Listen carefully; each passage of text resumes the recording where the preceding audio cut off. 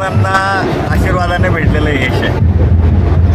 मागच्या कालखंडामध्ये महाराष्ट्राचे माजी मुख्यमंत्री आदरणीय एकनाथराव शिंदे साहेब यांच्या माध्यमातून चोपडा शहरामध्ये आमदार लता सोनवणे यांनी जी कामं केली त्या कामावर विश्वास ठेवून आदरणीय आमचे नेते गुलाबरावजी पाटील यांच्या मार्गदर्शनाखाली नगराध्यक्षाचा कॅन्डिडेट आम्ही उभे केला होता आणि जे उमेदवार उभे केले होते त्यांना चोपड्याच्या जनतेने आशीर्वाद दिला. हा कामाचा विजय आहे, हा जनतेचा विजय आहे आणि संपूर्ण जनतेला माहिती आहे की आमदार चंद्रकांत सोनवणे जे सांगतात ते करतात, कुठं बोलत नाही.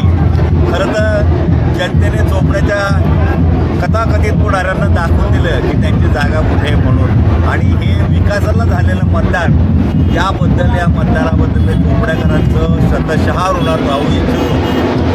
एवढी जबाबदारी त्यांनी आमच्यावर दिली, ती जबाबदारी पार करण्याची शक्ती आम्हाला नक्कीच त्यांच्या आशीर्वादानं भेटेल.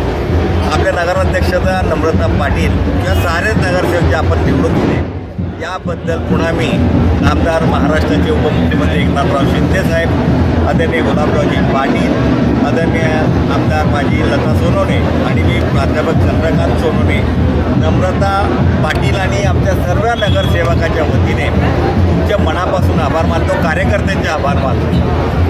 ज्यांनी मतदान केलं त्या सर्वांचे तर आभार आहेच, पण ज्यांनी इथे नव्हते तालुक्यातून बाहेरून येऊन सुद्धा वाटलं त्यांना की शिवसेनेचाच नगराध्यक्ष आला पाहिजे, पण ज्यांनी मला मदत केली त्या सर्वांचं मनापासून मी ऋणात राहू इच्छितो. आणि विकासासाठी आता आपल्याला पुढचं पाऊल टाकायचं ही या माध्यमातून आपल्याला विनंती करतो.